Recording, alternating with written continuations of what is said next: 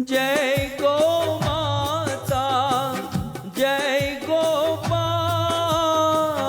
जय गो माता जय गोपाल, जय गो माता जय गोपाल, जय गो माता जय गोपाल। भक्त वत्सल प्रभु दीन दयाल, भक्त वत्सल प्रभु दीन दयाल, भक्त वत्सल प्रभु दीन दयाल, भक्त वत्सल प्रभु दीन दयाल। हरे कृष्णा हरे कृष्णा कृष्णा कृष्णा हरे हरे राम हरे राम राम राम हरे हरे हरे कृष्णा भाव से हरे कृष्णा कृष्णा कृष्णा हरे हरे ओ हरे राम राम राम हरे हरे। हरे कृष्णा कृष्णा कृष्णा हरे हरे हरे राम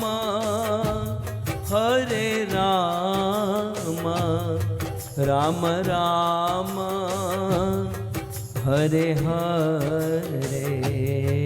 हरे कृष्ण भाव से हरे कृष्णा कृष्णा कृष्णा हरे हरे हरे राम राम राम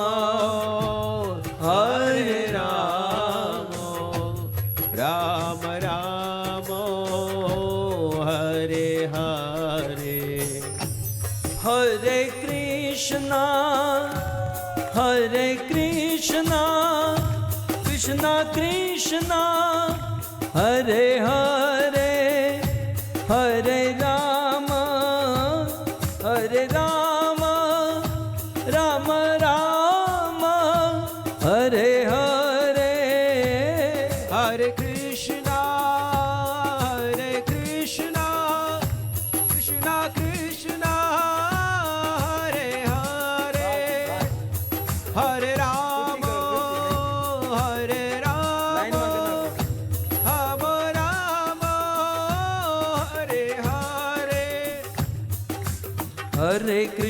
हरे कृष्णा कृष्णा कृष्णा हरे हरे हरे राम राम हरे हरे। हरे कृष्णा कृष्णा कृष्णा हरे हरे हरे राम राम राम हरे हरे। हरे कृष्णा कृष्णा हरे हरे हरे राम राम राम हरे हरे। हरे कृष्णा कृष्णा हरे हरे हरे राम राम हरे हरे। हरे कृष्णा कृष्णा हरे हरे हरे राम राम हरे हरे। हरे कृष्णा कृष्णा हरे हरे हरे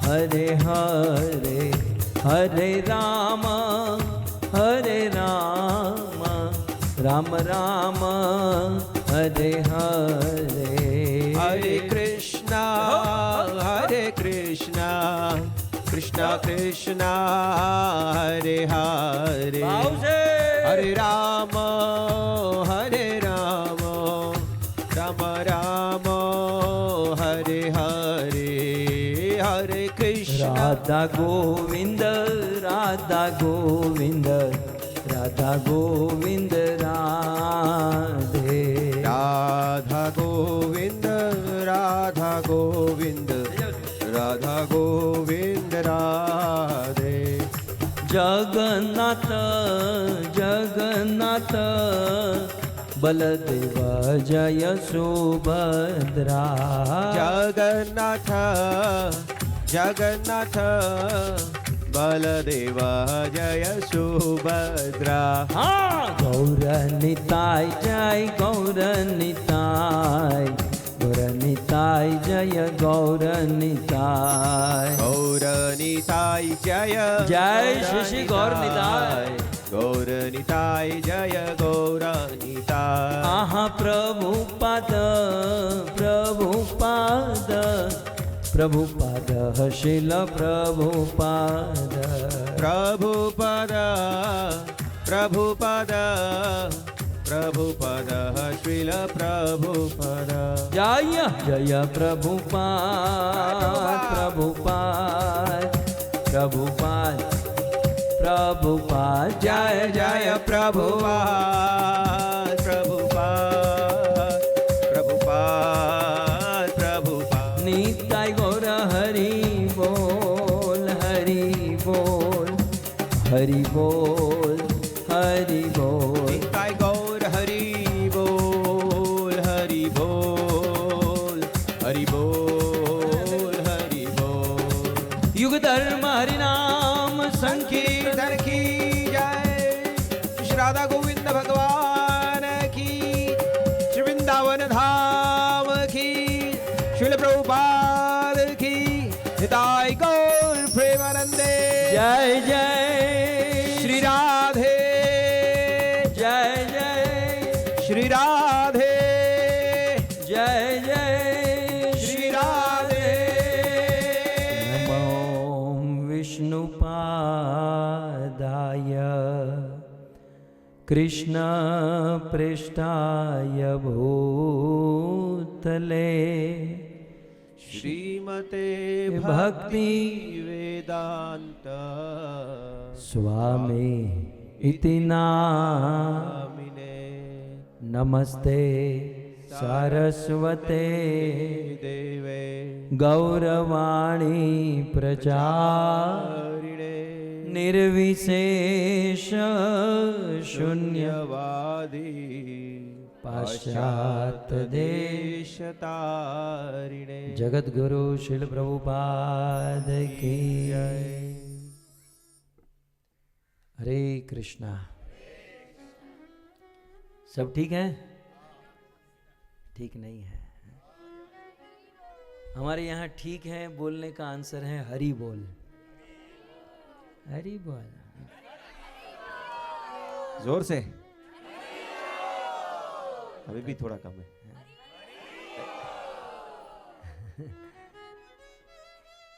जय। अति आनंद उमंग अनुरागा। गोस्वामी तुलसीदास जी केवट के विषय में लिखते हैं कि एक दरिद्र नौका खेने वाला एक साधारण पिछड़ा दूर का आदमी अचानक प्रभु को देखा, प्रभु के चरण धोवन मिले तो मानो जैसे जन्म से कोई अंधा हो और उसे आंख मिल जाए, जन्म से कोई दरिद्र हो और उसे लॉटरी लग जाए, और जितना सुख होता है लगभग उतना सुख मुझे और आप सबको हो रहा है। हो रहा है कि नहीं? मुझे तो हो रहा है, और जब मुझे हो रहा है तो थोड़ा बहुत कॉन्फिडेंस तो होता है ना कि आपको भी हो रहा है। सो परम सौभाग्य है कि हम पूरे विश्व ब्रह्मांड में सबसे उत्तम स्थान पर बैठे हैं। वैसे आजकल तो दुनिया अमेरिका जाना चाहती है, उससे आगे और थोड़े बुद्धिजीवी ज्ञानी पैसे वाले लोग मंगल पर जाना चाहते हैं। अब तो वहाँ पर प्लॉटिंग शुरू हुए हैं। लेकिन शास्त्र में पूछा गया कि सबसे बड़ा सबसे अच्छा स्थान कौन सा? तो सबसे अच्छा स्थान है वैकुंठ, क्योंकि इस ब्रह्मांड में, इस दुनिया में आप कहीं भी चले जाओ आपको कुंठ मिलेगा। कुंठ माने क्लेश, कलह, झगड़ा। मैंने सोचा था भारत में ही झगड़ा होता है, अमेरिका आया तो उससे ज्यादा मिला। फिर आपके यूके में आया तो उससे ज्यादा। कहेंगे ऑस्ट्रेलिया वालों जगदीश है भाई, दुनिया में सब जगह पर झगड़ा है, प्रॉब्लम है, कलह है। लेकिन सबसे उत्तम है वैकुंठ, जहां पर कोई कलह नहीं, क्लेश नहीं, झगड़ा नहीं है। लेकिन वैकुंठ से भी उत्तम है वैकुंठात जनितो वरा मधुपुरी, मथुरा। दुनिया में सबसे उत्तम है वैकुंठ और वैकुंठ से भी उत्तम है मथुरा। अच्छा, सबका आंसर भी है। वैकुंठ क्यों उत्तम है? क्योंकि वहां पर कुंठ नहीं, क्लेश नहीं, झगड़ा नहीं, क्रोध नहीं, काम नहीं। अच्छा, उससे भी उत्तम है मथुरा। क्यों? आंसर भी देना होगा। तो कहते हैं क्योंकि वहां पर कृष्ण का जन्म हुआ। सो वैकुंठात जनितो वरा, वरा माने वर्णीय, श्रेष्ठ, बेस्ट है मधुपुरी, क्योंकि वहां पर कृष्ण जन्मभूमि है। तो दैट्स इट, हो गया मथुरा फाइनल। बोले नहीं नहीं, मथुरा से भी एक चीज उत्तम है।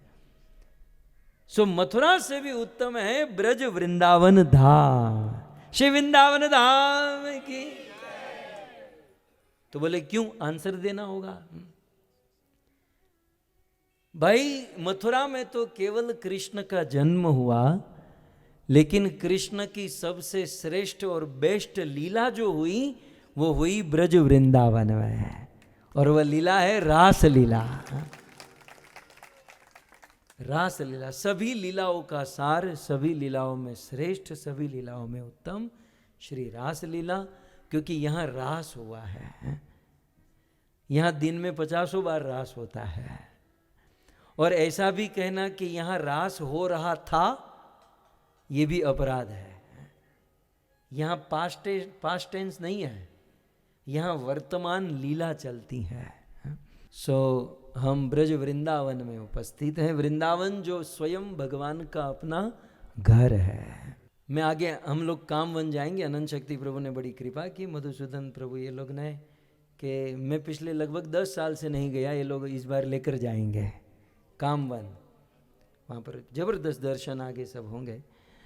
सो काम वन में प्रबोधानंद सरस्वती महाराज, अब कुछ लोगों के लिए तो ये पहली बार नाम होगा, पर અમે પ્રબોધાનંદ બોલે ને તમારા રોંગટા ઊભા થઈ જાય। પ્રબોધાનંદ સરસ્વતી, પ્રબોધાનંદ સરસ્વતીને 100 શતક, 100 शतक, मतलब एक बार शतक मारे तो 100, 100 बार लिखे तो 100 × 100 कितना? ये व्यापारी वो बोलो बोलो, कितने? 10,000, राइट? सो 10,000। प्रबोधानंद सरस्वती ने 10,000 श्लोक वृंदावन महिमा के लिखे, और इसका नाम दिया वृंदावन महिमामृत। और उसमें उसने पहला श्लोक क्या लिखा जानते हैं? ईशाद अपि, मेरे जैसा पागल इस दुनिया में कोई नहीं होगा, क्योंकि मैं उसका पाठ मांडने बैठा हूं, मतलब मैं उस वृंदावन की महिमा बोलने बैठा हूं जिसकी महिमा ईश्वर भी नहीं बता सकते। ये वो वहां लिखते हैं। क्या लिखते हैं? कि मैं वृंदावन की महिमा लिखने बैठा हूं, लेकिन इस वृंदावन की महिमा को ईश्वर भी नहीं बता सकता, तो मैं कौन सी चीज? अब ये बात मुझे लागू पड़ती है कि नहीं? वो तो ठीक है, वो तो चलो, वो तो प्रबोधानंद सरस्वती है, चैतन्य महाप्रभु के कृपा पात्र है। तो हमारी क्या औकात है? तो फिर मैं चिंतन कर रहा था कि प्रबोधानंद सरस्वती ने ऐसा क्यों कहा कि ईशाद अपि, भगवान भी वृंदावन की महिमा नहीं बता सकते। टेक्निकल हो ना, भावुकता में नहीं बहना है भाई। और आप सब तो बुद्धिजीवी लोग हो, कोई भी पॉइंट आए तो पहले प्रश्न उठाने वाले अमेरिकी लोग हो आप लोग, है? तो लॉजिक बेसिक सब साथ में चलाना पड़ेगा ना। तो इसके पीछे तत्व क्या है? मैं सोच रहा था कि ऐसा कह देने से तो नहीं चलेगा कि भगवान भी वृंदावन की महिमा नहीं बता सकते। तो थोड़ा सा तत्व में जाना होगा इस बात को समझने के लिए कि उन्होंने कहा कि ईश्वर भी इसकी महिमा नहीं बता सकते। हाउ, कैसे? मुझे ये बताइए कि पूरे ब्रह्मांड का निर्माण किसने किया? भगवान विष्णु ने, राइट। ये संसार कहाँ से, थोड़ा सा भागवत में चले तो भगवान कृष्ण और फिर उससे नारायण, फिर उससे वो 3 विष्णु, कारण सागर, गर्भोदक सागर, क्षीरोदकशाही विष्णु, फिर गर्भोदकशाही विष्णु। पहले तो कारणोदकशाही विष्णु से वो करोड़ों करोड़ों ब्रह्मांड निकलते हैं, और फिर ब्रह्मांड के भीतर वो गर्भोदकशाही और नाली, कमल और सब है। तो ये ब्रह्मांड का निर्माण कहाँ से हुआ? कारणोदकशाही महाविष्णु के रोमकूप से। ओके, तो इस भौतिक जगत का निर्माण भगवान महाविष्णु ने किया है। लेकिन ये भौतिक जगत महाविष्णु से प्रकट हुआ, तो भौतिक जगत के बारे में महाविष्णु पूरा पूरा जान सकते हैं। लेकिन ये वृंदावन महाविष्णु से नहीं निकला, वृंदावन भगवान श्री कृष्ण की स्वरूप शक्ति है। ये वृंदावन जो है, जैसे आपका अमेरिका, कनाडा, भारत, जैसे ये दुनिया बनी भगवान विष्णु के रोमकूप से, वैसे ये वृंदावन नहीं बना। ये वृंदावन भगवान श्री कृष्ण की अंतरंगा शक्ति से प्रकट हुआ। तो इस सेंस में कहा गया कि क्योंकि ये वृंदावन भगवान विष्णु से प्रकट नहीं हुआ, इसलिए विष्णु भी नहीं जानते। अनंत शेष करोड़ों ब्रह्मांड को अपने मस्तक पर लेकर बैठे हैं, लेकिन वृंदावन उसके मस्तक पर नहीं है, इसलिए वो भी इस वृंदावन की महिमा नहीं जानते। तो आप कहोगे तो कृष्ण से वृंदावन प्रकट हुआ, कृष्ण तो जानते होंगे, उसको फुर्सत ही कहाँ है? उनको रास लीला करने से फुर्सत ही नहीं है कि वो इसके बारे में जाने, समझे, कुछ कहे। तो फिर वृंदावन के बारे में हम लोग नहीं समझ पाएंगे, नहीं समझ पाएंगे।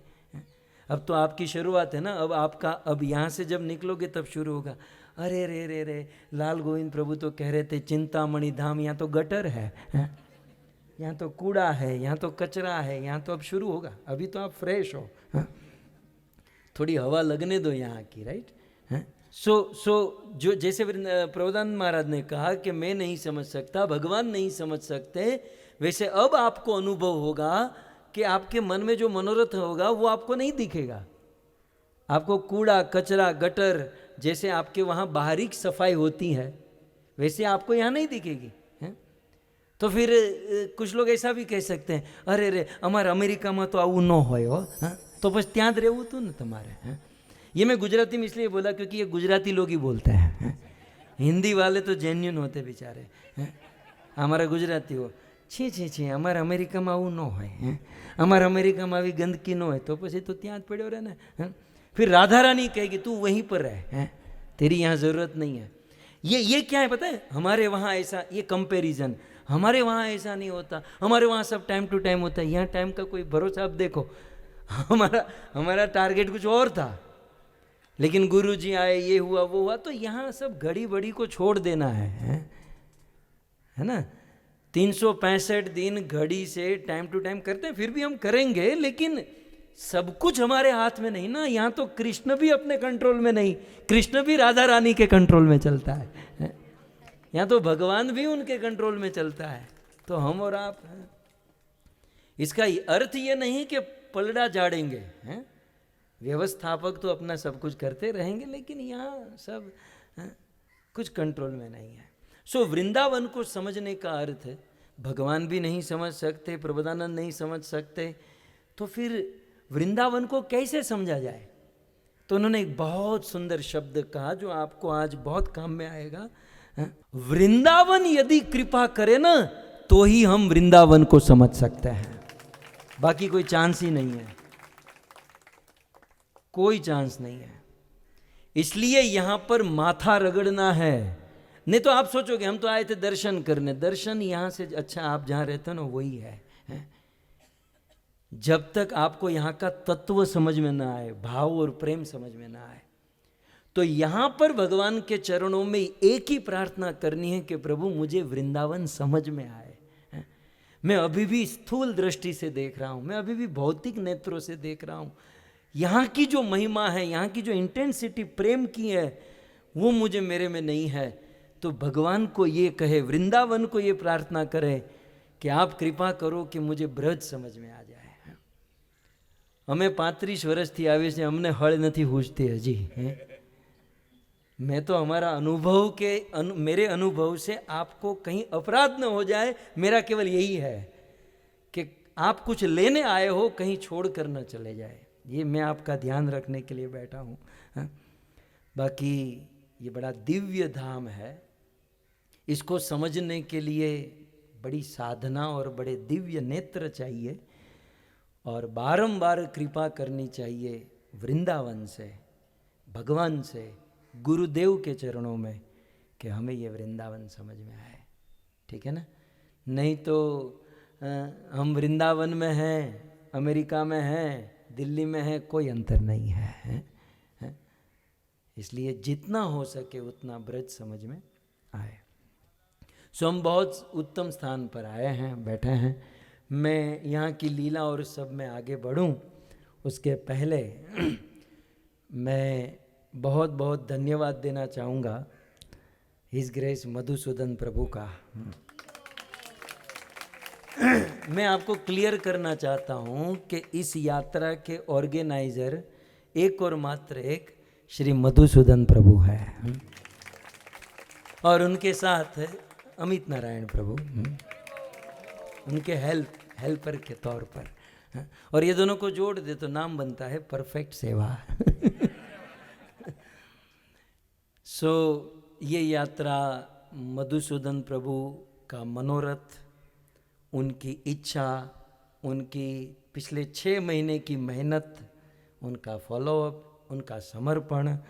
मैं उनके ऊपर सोच रहा था, साल में गिन चुन कर 15 दिन उनको मिलते हैं भारत में आने के लिए, और वो 15 दिन भी आप लोगों की सेवा में नियुक्त कर देते हैं और अपने लिए नहीं रखते हैं।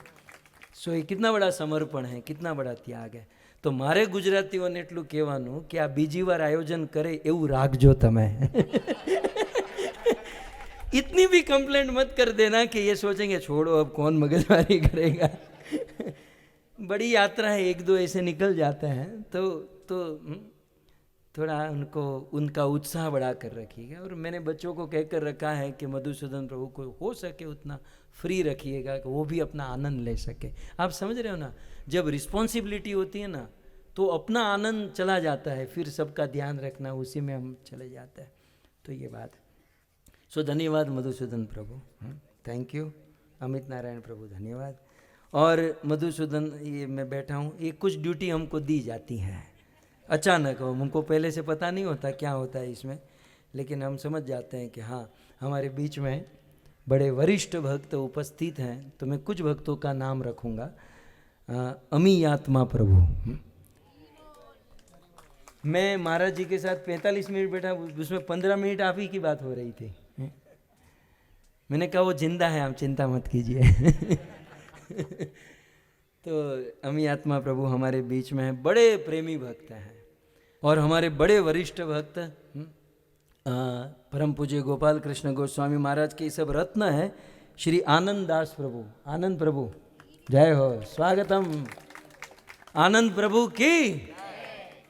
सो आनंद प्रभु और उनकी धर्म पत्नी माता जी, ये जब आए ना अमीयात्मा प्रभु, मैं कीधું माता जी क्या है, એ કે એકલો આવ્યો છું।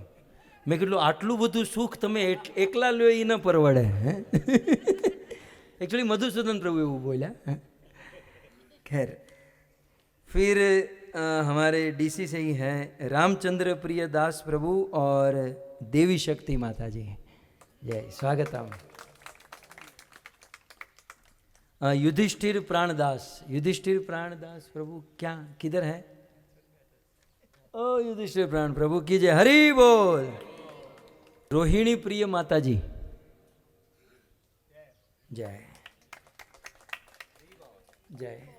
और हमारे परम भजनिक संत, मारे नरसिंह मेहता नो एवोर्ड आपवानो थाय छे तमने, हमारे बलदेव प्रभु, बलभद्र प्रभु की। और भूखा काढ़ी नाखे एवा कैनेडा थी हमारे आया छे सुंदर कृष्ण प्रभु, पूरे परिवार को साथ में लेकर आए हैं। मैं है ना आपकी चिंता व्यक्त कर रहा था कि आपकी बेटी हैं और एक जो है अस्वस्थ है। फिर मैं ही मन में सोच रहा था कि भगवान जो है ना बेटी देते हैं तो उसका पालन करने की शक्ति भी देते हैं। तो संजय प्रभु बहुत अच्छे से मैनेज कर रहे हैं। सो ये दोनों राधा गोविंद महाराज के कृपा पात्र हैं। स्वागतम आपसे। और भी बहुत सारे हैं। राधे श्याम सुंदर प्रभु, राधा श्याम सुंदर प्रभु, अच्छा राधा श्याम सुंदर प्रभु भक्ति विकास स्वामी महाराज के कृपा पात्र हैं। जय। सुकृति राधा रानी माता जी, सुकृति राधा रानी माता, जय हरि। धर्म पत्नी, એનો બહુ ચેવડો ને સુખડી ને ફાફડા મેં ખાધા છે, वो बहुत अच्छा बनाता है, लेवा છે। और फिर राज ऋषि प्रभु, राज ऋषि प्रभु, जय हरि बोल। कीर्तनानंद स्वामी महाराज की जय। प्रभु नीचे કમ્ફર્ટેબલ છે ને? આ બધા નીચે બેસવાવાળા નથી હો, આ બધા સોનાના આસન ઉપર બેસવાવાળા છે, બધા નીચે બેઠા છે। અનંત પ્રેમ દાસ, अनंत प्रेम प्रभु भक्ति चारू स्वामी महाराज के कृपा पात्र, जय हरि बोल। स्वागतम। कुसुमिका माता जी कौन है? पहली बार सुना है इसका नाम। और हमारे लोकेश्वर प्रभु और ललिता सुंदरी माता जी दिल्ली से आए हैं, बड़े प्रेमी भक्त हैं, कथा रसिक हैं। 350वीं कथा का जबरदस्त आयोजन इन्होंने किया था दिल्ली में, और बड़ा आनंद। स्वागतम आप सभी भक्तों का। बहुत सुंदर आप सभी भक्तों का आगमन हुआ, और फिर आपका स्वागत जितना हो सकता था उतना हमने किया। और ये सब हम गुरु जी से सीखे। आप जानते हैं ये जो गुरु जी बैठे थे ना, जैसे कल आप आए राइट, तो मैं थोड़ा सा आपके स्वागत में खड़ा था। ये संस्कार मुझे कहाँ से आए? कल मुझे मोहन प्रभु पूछ रहे थे, प्रभु आप यहाँ पर क्यों, आप जाकर अपना काम करो ना। मैंने कहा नहीं, सब लोग आ रहे हैं तो मैं स्वागत करूँगा। तो बोले ये सब कहाँ से सीखे? मैंने कहा हम जब राधा गोविंद महाराज के पास जाते थे, वो भी इसी प्रकार से कथा करते थे, यात्रा करते थे, तो वो भी हमको ऐसे ही स्वागत करते थे। तो मैंने कहा अंतर केवल इतना था कि मैं धोती कुर्ता पहन के कर रहा हूँ, वो गमछा पहन के बेचारे आ जाते थे। महाराज जी वो कहीं कुछ काम में रहते थे, पता चला कि मुंबई से, तब हम लोग मुंबई से आते थे, मुंबई से आए हैं तो सीधे गमछा पहन कर ही बाहर आते थे, और हमारी बैग भी हाथ में ले लेते थे। तो ये सब हमने गुरुदेव से देखा है, सीखा है। खैर अब उसमें चला जाऊंगा तो यहाँ की महिमा रह जाएगी। ये बड़ा पवित्र स्थान है। हम लोग यहाँ पर आए, बीच में जिस स्थान को हम क्रॉस करके आए ना, उसको मैं संक्षिप्त में बताते जाऊँगा राइट। हम लोग वृंदावन से निकले हैं तो बीच में पानी गाँव आया, आपने एक ब्रिज आया होगा, और वो आपने एक नदी जैसा भी, यमुना नदी को भी देखा होगा। तो यमुना नदी के उस पार वृंदावन है, यहाँ पर पानी गाँव है राइट। वृंदावन पानी गाँव, वृंदावन पानी गाँव। तो नदी के इस पार जब आपने क्रॉस किया तो वहाँ पर दुर्वासा ऋषि की स्थली है। किसकी? दुर्वासा ऋषि की स्थली है। अब मैं महिमा बताते जाता हूँ, आप जहाँ से दर्शन करते करते आए। अब ध्यान से नहीं किया तो रिटर्न में कर लीजिएगा राइट। और कुछ दर्शन बस में से होंगे, कुछ दर्शन डायरेक्ट होंगे। तो हम वृंदावन को क्रॉस किए, वो ब्रिज क्रॉस किए, और यमुना के इस पार है दुर्वासा स्थली। ओके, इसे दुर्वासा स्थली इसलिए कहते हैं क्योंकि यहाँ पर एक बार दुर्वासा ऋषि आए थे। अच्छा, दुर्वासा को दुर्वासा क्यों कहते हैं जानते हैं? नहीं? यहाँ से और एक नई चीज हमको सीख के जानी है। दुर्वा, दुर्वा माने घास। दुर्वा माने क्या होता है? घास का जो तिनका, दुर्वा माने घास। ओके, जो अपने पूरे जीवन काल में केवल घास ही खाए हैं और कुछ नहीं खाए, इसलिए उनको क्या कहते हैं? दुर्वासा। कितने बड़े तपस्वी हैं आप, विचार कीजिए। ये तो हम सबको शिक्षा देने के लिए वो ऐसा रोल करते हैं। दुर्वासा का नाम थोड़ा बिगड़ा हुआ है राइट। क्रोधी, श्राप देने वाले हैं। एक्चुअल दुर्वासा ऋषि भगवान के परम पार्षद हैं, भगवान के भक्त हैं, लेकिन मानव समाज को सीख देने के लिए नेगेटिव रोल करते हैं। तो कहने का अर्थ यह है कि कभी कभी लोक शिक्षा के लिए भगवान के पार्षद भी नेगेटिव रोल करते हैं। तो उस समय वो जितना अच्छा नेगेटिव करेगा तो अच्छा पात्र माना जाएगा ना। तो हमें जब भी शास्त्र को पढ़ते हैं, कथा सुनते हैं, जब दुर्वासा की बात आती है, कंस की बात आती है, रावण की बात आती है, तो ज्यादा चित्री नहीं चढ़ानी है क्या? ओ दुर्वासा दुर्वासा, भाई दुर्वासा हमसे तो अच्छा ही है, रावण हमसे तो अच्छा ही है, वो सब भगवान के ही कैरेक्टर, भगवान के ही पार्षद है, वो हम लोगों के लिए, आप समझ गए ना। तो आइए उसी को लेकर हम बात करें, दुर्वासा। और क्या है ना, जो नेगेटिव रोल अच्छा करते हैं ना, भगवान शाबाशी देते हैं।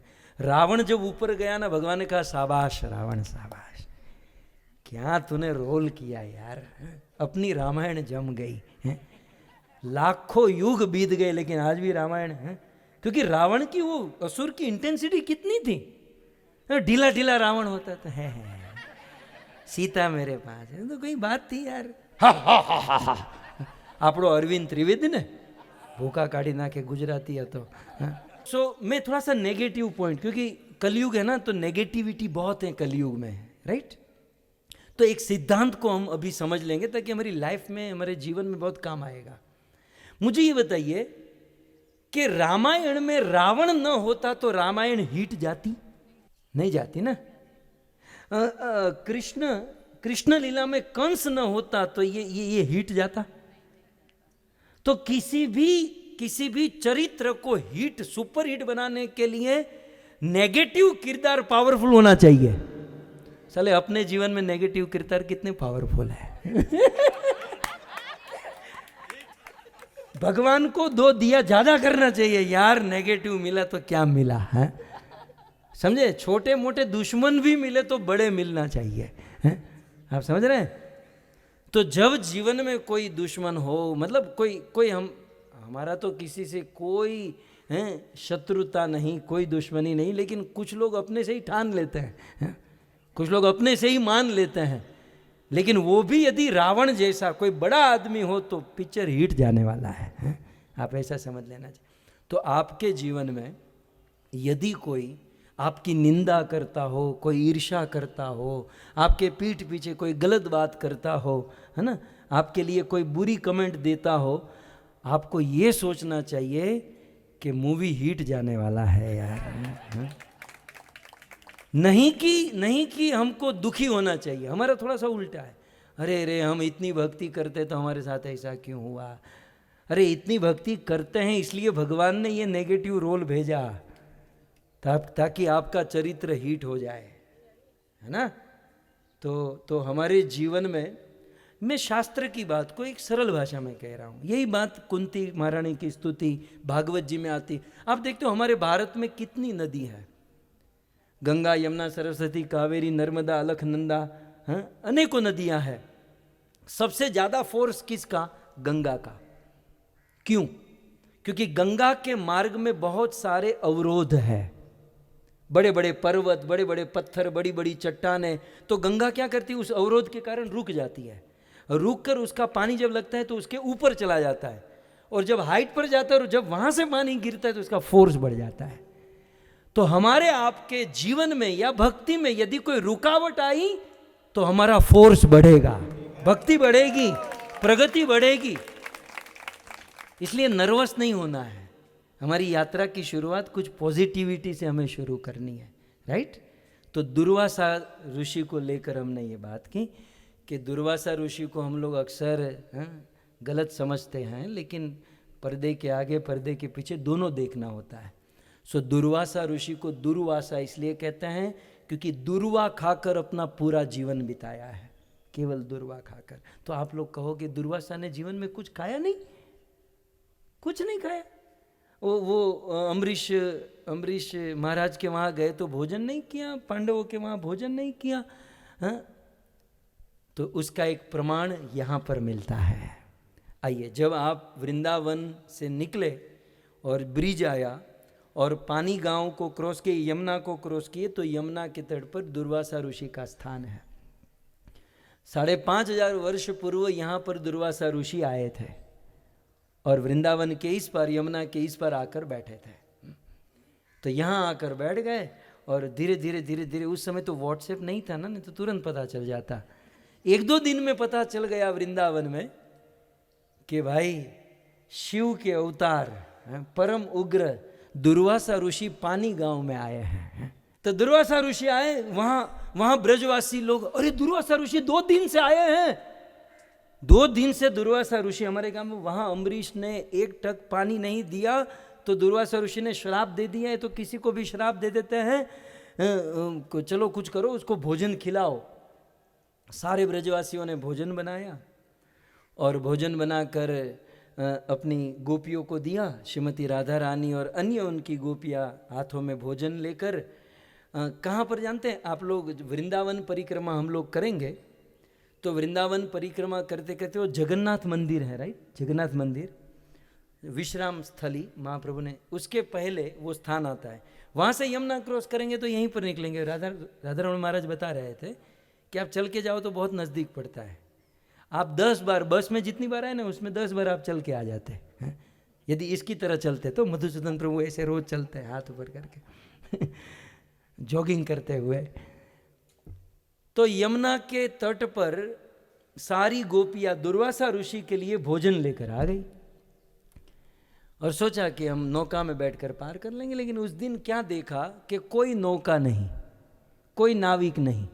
वहाँ दुर्वासा भूखा बैठा है, यहाँ भोजन लेकर तैयार है। यदि देरी हो जाए तो वो श्राप दे देंगे।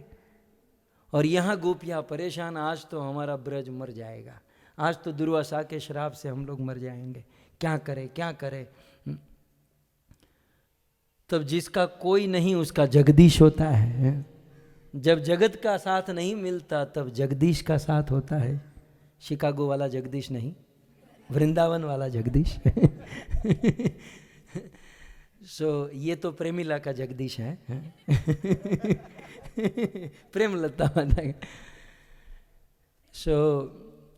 भगवान श्री कृष्ण वहीं पर कदम के वृक्ष पर बैठे थे और सारी गोपियाँ कृष्ण के पास आई और कहा, कन्हैया कन्हैया हम लोग बड़ी चिंता में हैं, 56 भोग हमारे पास हैं, दुर्वासा ऋषि यमुना के उस पार हैं, हमको कैसे भी करके यमुना पार करा दो। कन्हैया ने कहा, कौन सी बड़ी बात है, जाओ यमुना को कह देना कि यदि कृष्ण नैष्ठिक ब्रह्मचारी है तो हमको रास्ता दे दो। यमुना आपको हाईवे बनाकर रास्ता दे देगी। रास्ते से तो, यमुना से तो एकदम निकट ही है। गोपियाँ हंसने लगी, कृष्ण छोड़ो ना यार, दिन में 10 बार तो रास लीला करते हो, रोज कोई नई गोपी के साथ दिखाई देते हो, और आप कहते हो कि कृष्ण नैष्ठिक ब्रह्मचारी हो तो रास्ता दे दे। भाई छोड़ो ना, कन्हैया और कुछ बताओ, और कोई रास्ता ना हो तो हम कुछ। अरे मुझ पर विश्वास नहीं है आपको? बोले कैसे विश्वास हो, किसको विश्वास हो कि आप ब्रह्मचारी हो? वास्तव में कृष्ण ब्रह्मचारी है ना। पितामह भीष्म की जब अग्रिम पूजा हो रही थी तो क्या सोचकर अग्रिम पूजा? बोले पितामह भीष्म ब्रह्मचारी है। तब भीष्म ने कहा, ब्रह्मचारी का बाप यहाँ बैठा है, कृष्ण, उसकी पूजा करो। क्योंकि ब्रह्मचर्य का स्खलन उसके अंदर होता है जिसके अंदर रजवीर जो होता है। कृष्ण तो चिन्मय देह है, वहां तो ये प्रश्न ही नहीं बनता। तो नैष्ठिक ब्रह्मचारी हो तो राधा। कृष्ण ने कहा, ट्राई करने में क्या जाता है? क्या कहा? ट्राई करने में क्या जाता है, ट्राई कर लो, उसमें कौन सा पैसा है, हैं? जैसे आप लोग प्रसाद में करते हो ना। यार ये कुछ समझ में नहीं आ रहा है, ट्राई करने में क्या जाता है? वेंदादन पेट बगड़ છે તમારું, हाँ ध्यान रखिएगा। तो ट्राई करने में क्या जाता है? गोपियों को कॉन्फिडेंस तो था नहीं। बोले एक बार चलो कृष्ण की बात रख लेते हैं। गोपियाँ आई और कहा कि हे यमुना जी, यदि हमारे कृष्ण नैष्ठिक ब्रह्मचारी हो ना तो हमको मार्ग दे दो। इतना बोलते ही यमुना 2 भाग में बढ़ गई और हाईवे रास्ता बना कर दे दिया। गोपियों को हो गया, वाह कृष्ण ब्रह्मचारी है।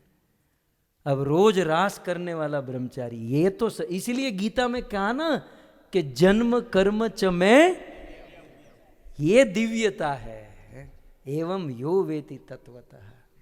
ये समझना है। खैर ये कृष्ण का तो बाद में देखेंगे। ये लोग यहाँ पर आ गए। फिर यमुना ने बंद तो था ना, लोग लंडन नो ब्रिज नी जेम, वो ब्रिज तो हो गया, रास्ता हो गया, अब यमुना बहना शुरू कर दिया। गोपियाँ आ गई यहाँ पर पानी गांव में और दुर्वासा को भोजन कराया, और दुर्वासा को लड्डू पेड़ा ये वो क्या खिलाया खिलाया खिलाया, हाँ? पनीर चिली भी खिलाया और पनीर मक्खन वाला भी खिलाया। हाँ? હું ન ખાઉં પણ મને બધી જ ખબર હોય, कौन कितना ले रहा है सीसीटीवी मैंने लगा कर रखा है। तो दुर्वासा जी ने बहुत खाया, बहुत खाया, बहुत खाया, और गोपिया ने प्रणाम किया, दुर्वासा जी ने आशीर्वाद दिया, और गोपिया रिटर्न वापस जाने लगी तो यमुना बह रही थी।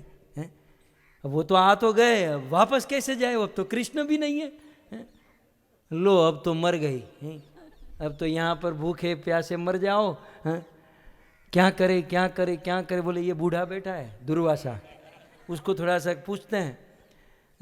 दुर्वासा ऋषि अब हम तो आए तो रास्ता मिला, अब तो यमुना में पानी है और कोई नौका नाविक नहीं, तो कुछ करो ना कि हम यमुना पार करें। दुर्वासा ऋषि ने कहा कि यमुना को जाकर कह दो कि दुर्वासा ने यदि जीवन में एक अन्न का दाना न खाया हो तो मुझे रास्ता दे दो। गोपियों ने कहा कि अभी इतना 56 भोग खा के बैठा है। वो कृष्ण का तो थोड़ा सा डाउट था, वो तो फिर भी समझ में आया, लेकिन ये तो हमने अपने हाथों से खिलाया इसको। बोले मैंने जीवन में एक भी किसी का अन्न का दाना नहीं खाया, और यदि अन्न का दाना खाया है तो रास्ता नहीं मिलेगा, और यदि अन्न का दाना नहीं खाया दुर्वासा ने तो हे यमुना रास्ता दे दो, जाकर कहो। गोपियों ने कहा ट्राई करने में क्या है। ये मैंने कल सुना किसी का, इसलिए ट्राई करने में क्या है। तो चलो ट्राई कर लेते हैं। और गोपियाँ गई और कहा कि देखो यमुना जी इतना तो कॉन्फिडेंस नहीं है क्योंकि अभी हम लोग खिला कर आई हैं, लेकिन वो बाबा जी ने कहा है कि यदि दुर्वासा ने जीवन में कभी किसी का अन्न न खाया हो तो हमको रास्ता दे दो। और यमुना 2 भागों में बढ़ गई, हाईवे बनाकर दे दिया, और गोपियाँ चली गई। गोपियाँ चली गई, लेकिन एक बहुत बड़ा सिद्धांत छोड़कर गई। क्या सिद्धांत है, सुनिए ध्यान से। क्या दुर्वासा जी ने खाया नहीं था? दुर्वासा जी ने कभी भी किसी का अन्न नहीं खाया। दुर्वासा जैसे ऋषि, दुर्वासा जैसे संत, दुर्वासा जैसे गुरु यदि हमारे घर पर आते हैं तो हमारे घर का अन्न नहीं, हमारा कर्म खाते हैं। हमारा जो बुरा कर्म होता है वो कर्म खाते हैं। इसलिए कभी भी ऐसा मन में ऐसा मत सोचना कि हमने तो इसको इतना दे दिया, हमने इसको इतना खिला दिया, इतना पवा दिया। नहीं, हम हमारी क्या औकात। साधु संत महात्मा यदि हमारा कुछ लेते हैं ना तो हमारा बुरा कर्म ले लेते हैं और फिर ऐसी हालत कर देते हैं, अपने शरीर को, अपना पूरा जीवन दांव पर लगा देते हैं दूसरों का कर्म लेकर। तो जो साधु सच्चे संत, साधु संत महात्मा होते हैं, उसे मत बताइए हमारे अन्न से क्या लेना देना है? क्या उनको खाना नहीं मिलता होगा? है?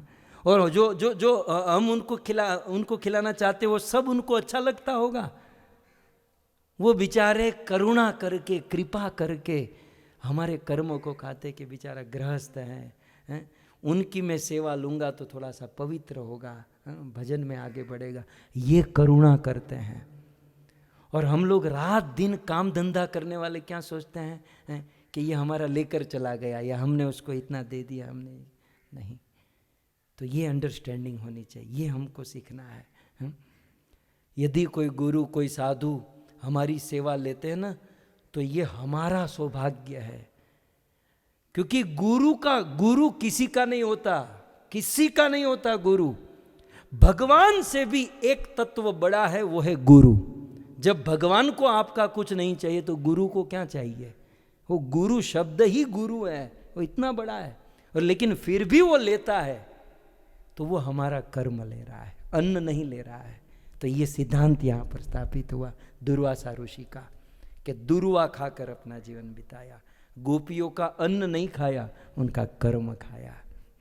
तो ये सब शिक्षाएं हमें हमारे जीवन में सीखनी चाहिए। मैं अक्सर कहता हूँ भक्ति कम करो, लेकिन जितनी भी करो ना विनम्रता से, सोच समझ कर, कहीं अपराध न कर बैठे, और कहीं ऐसे लोगों के साथ जो कहे जाने वाले भक्त, दिखने वाले डिवोटी के साथ कहीं हमारा दिमाग न बिगाड़ दे, तो उसे सोच समझ कर चलना चाहिए।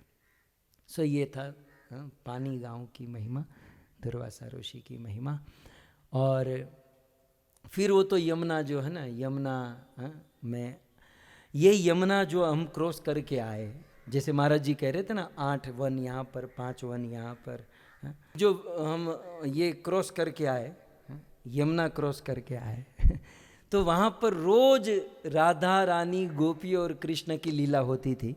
उनमें से एक लीला मैं आपको बता दूं, क्योंकि वृंदावन से यहाँ आने में, अब यहाँ क्या था, यहाँ जो एक वन है, महाराज ने कहा माट वन या माट गांव, पूरे ब्रज में, अब तो जमाना धीरे धीरे आगे चलने लगा, पूरे ब्रज में मिट्टी के बर्तन में ही भोजन पकता था, भोजन स्टोर होता था, मिट्टी के बर्तन ही होते थे।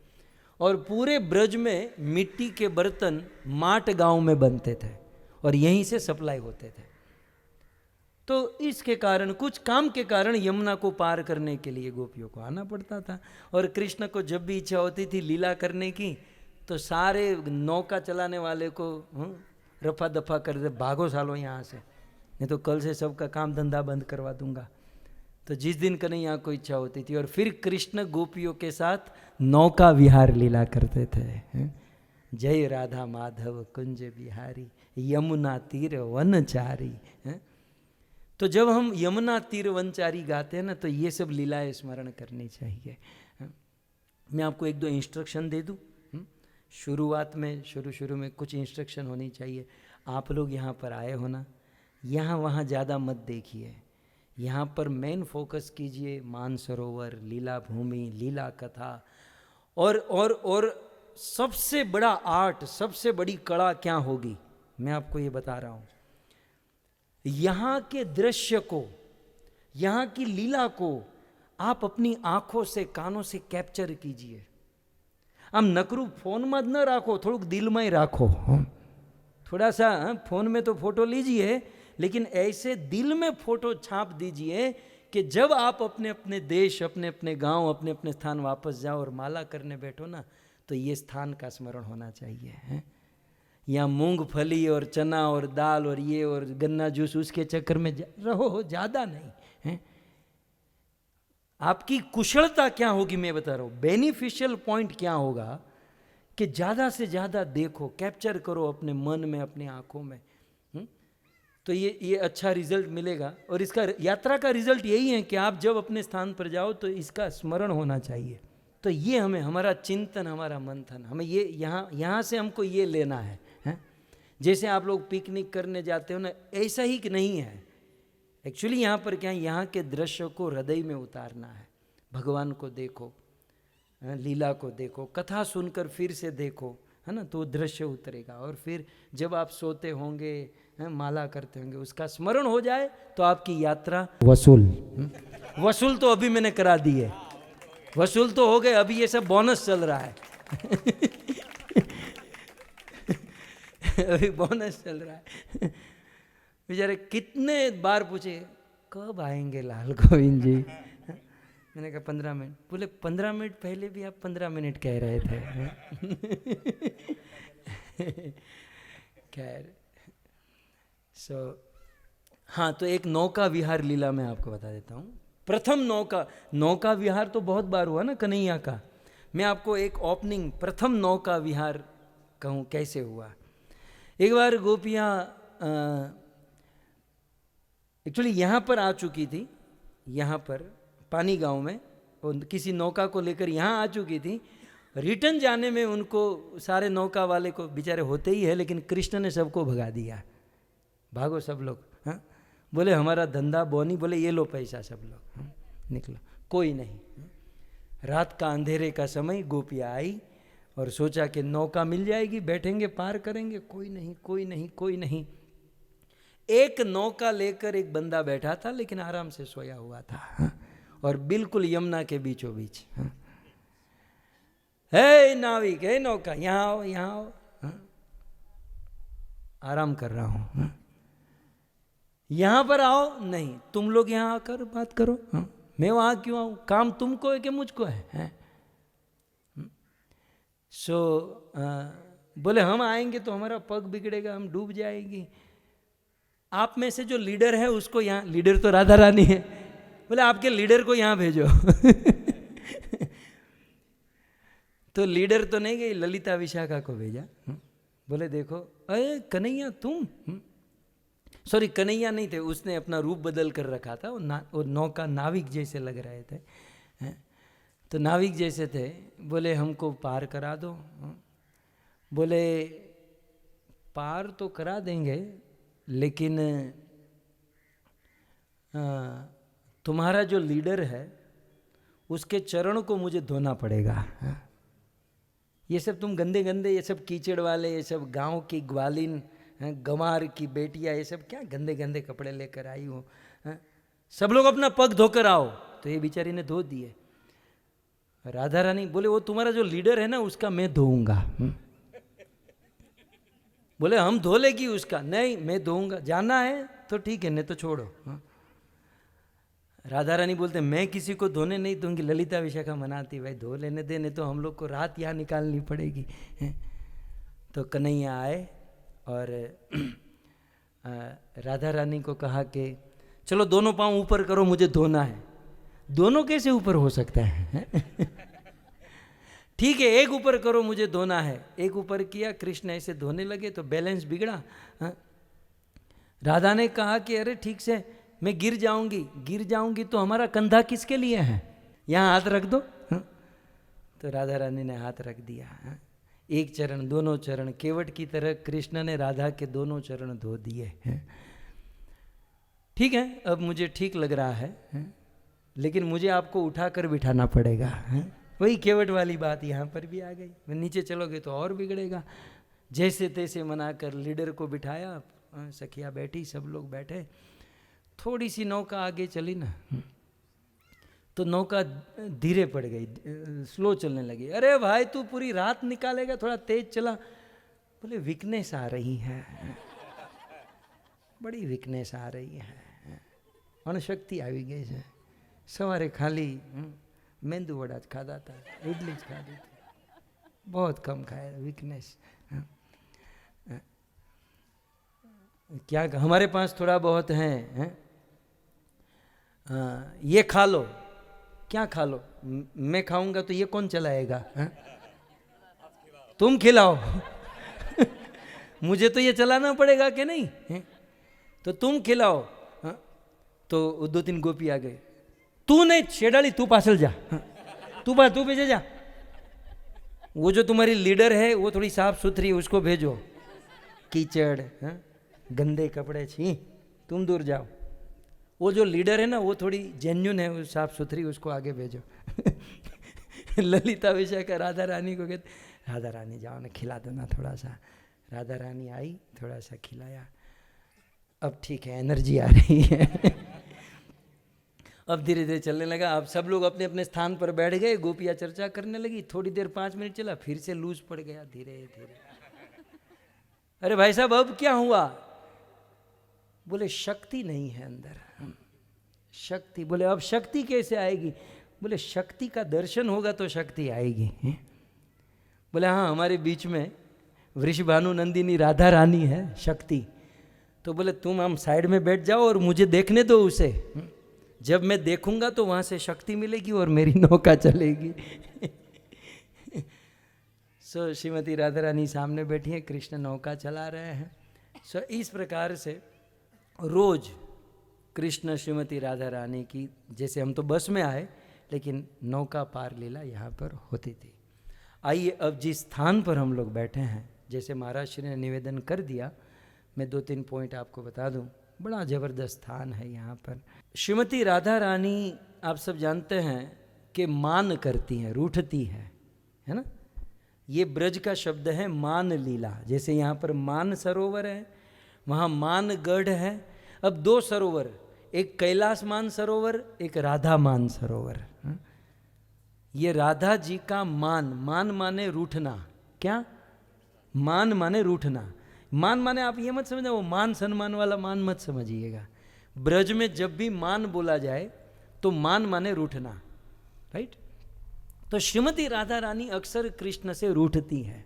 कृष्ण ही चाहते हैं कि राधा मुझसे रूठे और मैं उसको मनाऊं। तो राधा रानी कृष्ण से रूठती हैं, किसके लिए? कृष्ण के लिए। आप समझ रहे हैं?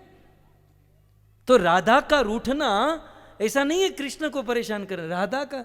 देखो हमारे भगवान जो है ना ऐसे अद्भुत है, इसके शौक भी बड़े अलबेले हैं। अब बताओ आप में से कोई चाहेगा मेरी पत्नी रूठ जाए?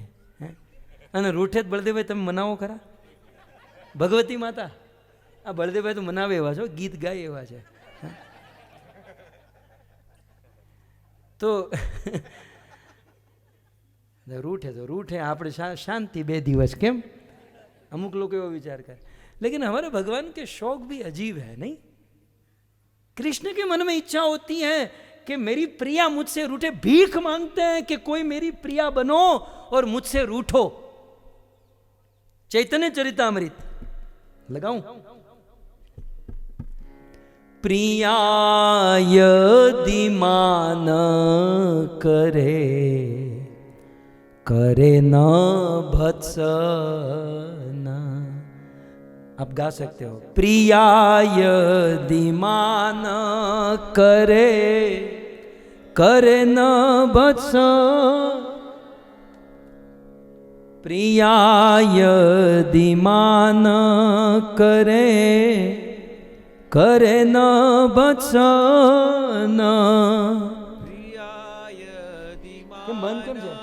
करे करे ना भत्सन. वैद स्तुति है ते हबे हरे मोर मना. सो प्रिया यदि मान करे करे न भत्सन. चैतन्य चरितामृत में लिखा है कि मेरी कोई प्रिया बनो और मुझसे कोई मान करो, मेरी भत्सना करो. मुझे कोई गाली कोई देता है ना, मेरी प्रिया मुझे गाली देती है ना, तो ओम जय जगदीश हरे और ब्रह्म स्तुति और पुरुष सूक्त से मुझे करोड़ों गुना अच्छा लगता है. सो नहीं स्वाद ब्रह्म स्तुति में ऐसी ब्रज की मीठी गारी है. मुझे ब्रह्मा जी की स्तुति में, ये सिद्धांत आपको ये बहुत काम में आएगा. कृष्ण क्या कहते हैं? मुझे ब्रह्मा जी की स्तुति में जो आनंद नहीं आता वो ब्रजवासियों की गाली में आता है. तो तमने को ब्रजवासी गाड़ा आपे ने तो प्रसाद समझो. हम डोला नहीं काटता, झगड़ा मत कीजिएगा. क्योंकि कृष्ण यदि चाहते हो कि कोई ब्रजवासी कोई प्रेमी मुझे गाली दे और हमको कोई बिना मेहनत कोई अनायास गाली दे तो कहना एक थप्पड़ भी मार दे यार. बिल्कुल विनम्र होकर चलना है. हम तो क्या है ना, हमने भी चूड़ियाँ पहन कर नहीं रखी है. ऐसा नहीं. प्रिया यदि मान करे करे न भत्सन. सो कृष्ण चाहते हैं कि कोई मुझे प्रेम करे, मेरी प्रिया बने और मेरी भत्सना करे. तब आजकल की स्त्रियाँ सोचेंगी तो मैं भी प्रिया, मैं भी रूठ जाऊंगी. तारू मोटू से रूठवा जेऊ. पहले डाचा होना चाहिए रूठने जैसा. देखो जिसको रूठना है ना उसमें 2 चीज तो होनी चाहिए. रूठने की योग्यता और सामने वाले का अगले का प्रेम. कोई यदि ऐसे ही चाहे, भगवान ने कहा रूठो, पहले तो प्रेम होना चाहिए ना. ऐसे ही कोई रूठ जाए है? आप यदि अपने पति से रूठते हो या किसी से रूठते हो तो रूठने में 2 अपनी योग्यता कैपेसिटी होनी चाहिए और अगले का प्रेम होना चाहिए. न अगले का प्रेम है न अपनी कैपेसिटी, और रूठ कर बैठे तो वो 2 दिया ज़्यादा करेगा. अच्छा हुआ रूठी है, वो तो भगवान को प्रार्थना करेगा कि ये प्रोग्राम और ज़्यादा चले है. तो रूठने में भी ये होना चाहिए. એક બેન અમેરિકામાં લગ્ન થયા. અમેરિકાનું જ કહો ને, તમારું જ કહો ને, અમારું ભારતનું નીચું દેખાય એવું શા માટે કરવું જોઈએ? પતિ સાથે કાંઈ બનતું નહોતું તો પછી ઝઘડો કર્યો કે તમે કાંઈ લેવાનું નથી, હું તમારી સાથે રહેવાની નથી. અને પછી એના બાપાને ફોન કર્યો, પપ્પા લિપસ્ટિક जो होती है ना उसको थोड़ा एडजस्ट, पप्पा. हाँ આ પેલો મધુસૂદન છે ને, એટલે એ યાત્રા લઈને આવે છે તો મને સંગાત થાય, અને આપણી યાત્રા સાથે મતલબ નથી. તો એ લોકો આવે છે તો હું પણ હવે આવું છું. કેમ બેટા, શું થયું? આ જો ને, આ અમિતમાં કંઈ લેવાનું જ નથી. અમિત કોઈ નથી ને આમાં, આમાં કંઈ લેવાનું નથી, આ કંઈ કામનો નથી, આમ છે ને તેમ છે. પપ્પા, એની કરતાં તો મારા મમ્મી પપ્પા સાથે રહું એ જ સારું ને. હા પણ બેટા, તારી મમ્મી વહી ગઈ છે. तारे आऊ तो तुझे आना हो तो आ, लेकिन तेरी माँ भी मैं के चली गई है मुझे छोड़कर. इसने प्रोग्राम बदल दिया. पति को कहा कि भाई ठीक है तो आपके साथ ही रहना, कारण के बधे हड़ग्यू है आ बधु. एक दामाद ने अपने ससुर जी को फोन किया शादी के 1 साल के बाद. शादी हो गई 1 साल के बाद, रोते हुए, ससुर जी हाय रे ये आपने क्या किया, आपने मुझको क्या दे दिया, मैं तो परेशान हो गया, मैं तो परेशान. आप तो क्या क्या कह रहे थे, क्या क्या निकला, परेशान हो गया, परेशान. मुझे कोई पूछो तो सही, मेरी मन की बात तो जानो. ससुर जी ने कहा मेरे मन की बात तो जान, मैंने तुझे जो दिया वो सैंपल था, गोडाउन मेरे पास है. तुझे केवल एक बाल, एक सैंपल तुझे मिला, तू इतना परेशान, तू मेरे ऊपर सोच मेरी क्या बीतती होगी. दामाद ने कहा तो मैं बहुत खुश हूं. तो प्रिया यदि मान करे करे न भत्सन, मान जो है रूठने मनाने में भाई प्रेम होना चाहिए है? अपनी योग्यता होनी चाहिए, कॉन्फिडेंस होना चाहिए कि मुझसे वो प्रेम करता है, मैं उससे प्रेम करती हूँ. रूठूंगी तो मनाएगा. तो ये फिर हम वो लीला देखते ना द्वारिका में, 100 साल बीत गए लेकिन कृष्ण ने किसी को मनाया नहीं, कोई रूठा नहीं, कोई मनाया नहीं. तो कृष्ण के मन में यार ऐसी कैसी लाइफ में कुछ उतार चढ़ाव होना चाहिए, कोई रूठे कोई माने. तो 100 साल से ये तो कुछ हुआ ही नहीं. तो कृष्ण ने एक बार अपने से ऐसा चक्कर चलाया कि रुक्मणी रूठ जाए, है ना.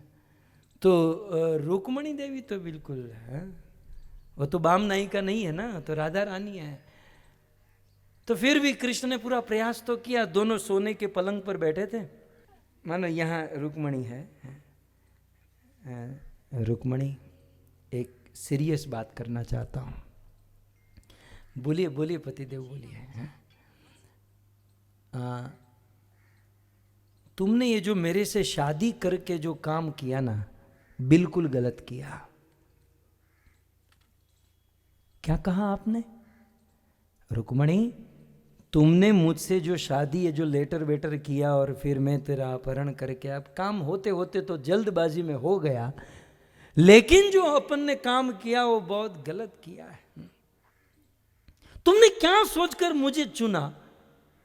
मुझे तो तुमने देखा नहीं और सीधा लव लेटर लिख दिया, सोचा कि बहुत हैंडसम बॉय होगा, चॉकलेटी बॉय होगा.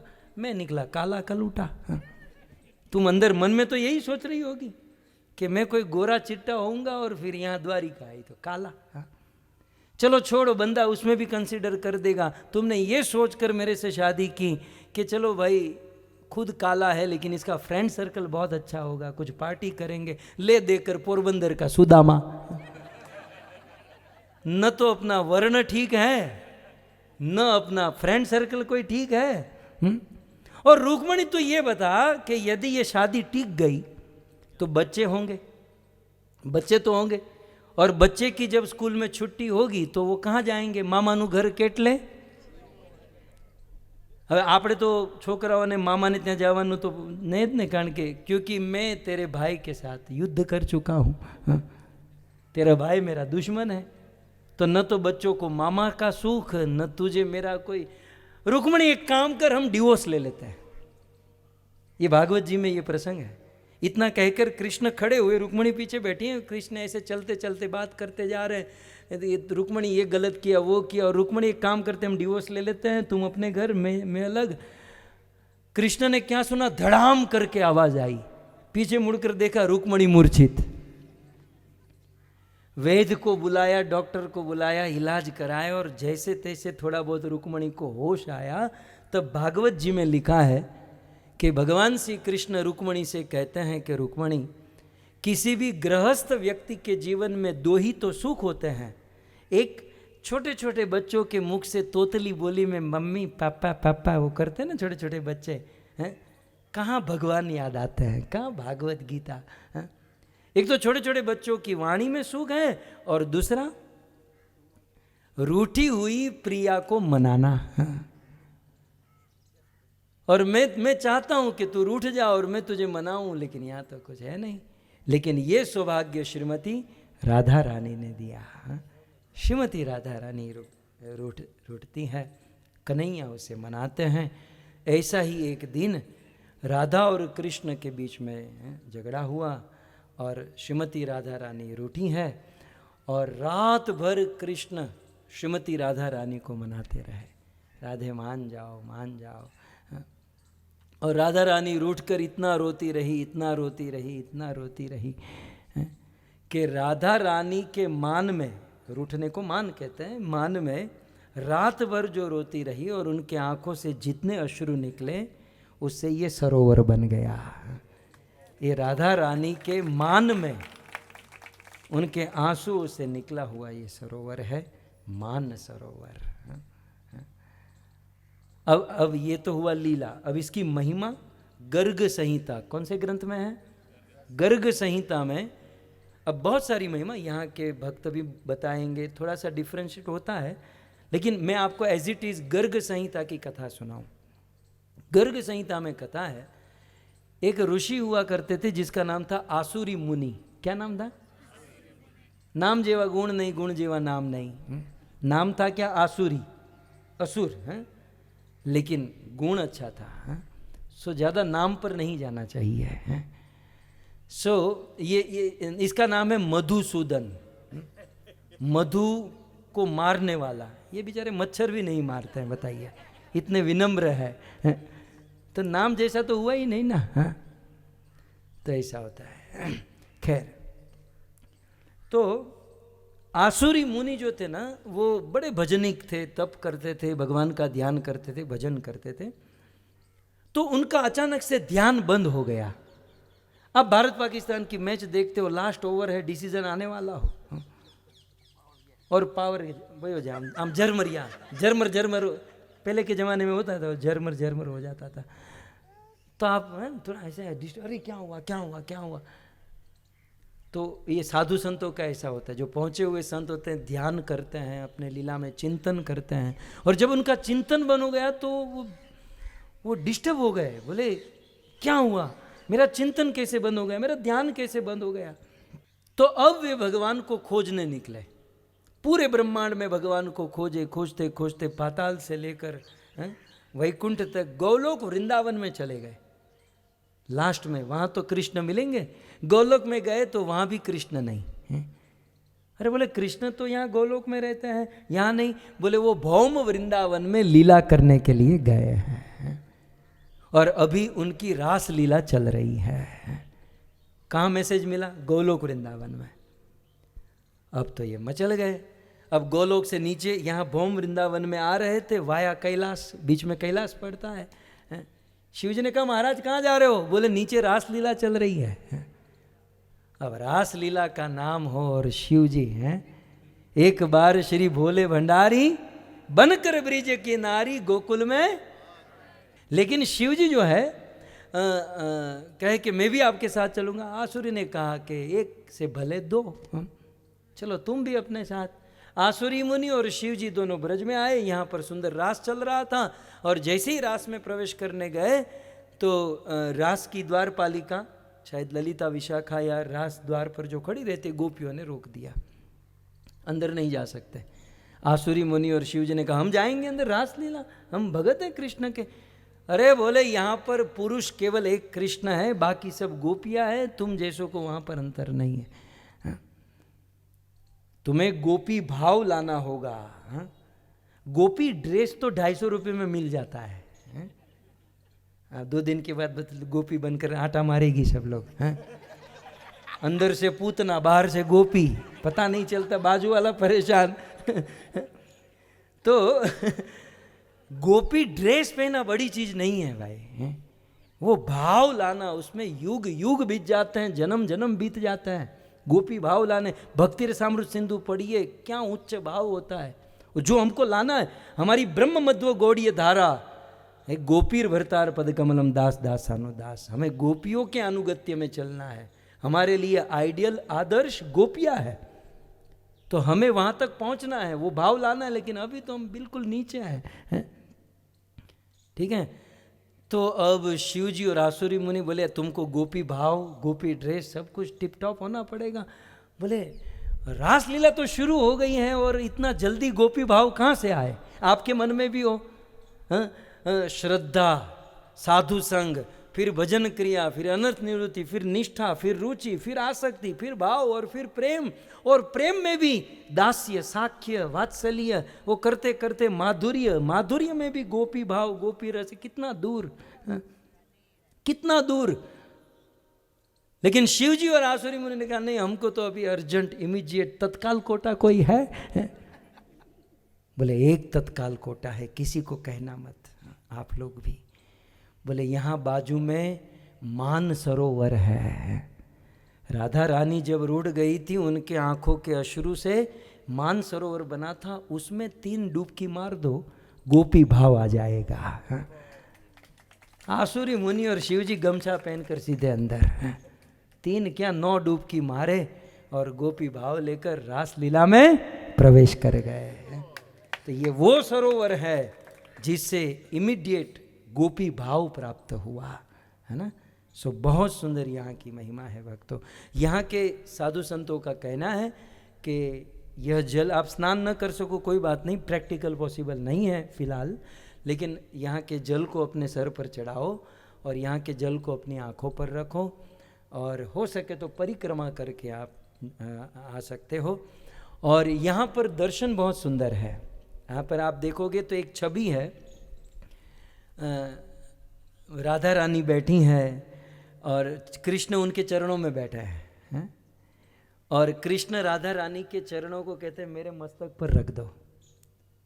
अब ये उजागर किसने किया? जयदेव महाकवि श्री जयदेव गोस्वामी। वासंती लीला जयदेव गोस्वामी ने लिखी ना, गीत गोविंद। दर्शन है, इसलिए मैं आपको एक पद, स्मर गरल खंडनम मम शिरसी मंडनम देही पद पल्लव मुदारम। जयदेव महाकवि गीत गोविंद की ये रचना है कि जब राधा रानी मान करते हुए रोती जा रही है, रोती जा रही है, रोती जा रही है, तब कृष्ण ने लास्ट में, पहले तो बहुत कहा मैं नाचता हूँ, मैं ये करता हूँ, मैं मोर बन जाऊँ, कृष्ण ने सारा प्रयास कर लिया, और फिर अंत में कृष्ण राधा रानी के चरणों में बैठकर कहते हैं कि गर स्मर, स्मर माने काम, गर माने विष, ये विष के समान तड़पाने वाला, कष्ट देने वाला काम जो है ना, वो तुम दूर कर दो। कैसे? अपना चरण मेरे माथे पर रखकर। और पूरी दुनिया भले मुझे पूजती है, मुझे महान मानती है, लेकिन मुझ कृष्ण के मस्तक को मंडित कर दो, सुशोभित कर दो। राधे आपके चरण मेरे मस्तक पर रखकर, आपके चरण मेरे मस्तक पर रख दो। ये वो स्थान है भक्तों, यहाँ पर वो दर्शन आपको मिलेंगे कि हे राधे आपके चरण मेरे मस्तक पर रख दो। यहाँ पर कृष्ण का ये भाव है, तो हम और आप कितनी विनम्रता से हमें यहाँ चलना चाहिए। और यहाँ के पुजारी जी का कहना है कि भगवान श्री कृष्ण जब ब्रज छोड़कर गए तो 2 चीज़ यहाँ पर छोड़ दिए, मुकुट और मुरली। सो कृष्ण के मुकुट और मुरली का अंतिम दर्शन यहाँ पर हुआ, और वो मुरली और मुकुट यहाँ पर है, तो उसका दर्शन आप कर सकते हैं। और एक चीज़, हमारे पृष्टि संप्रदाय के आचार्य हुए महाप्रभु वल्लभाचार्य, श्री वल्लभाचार्य भगवान के।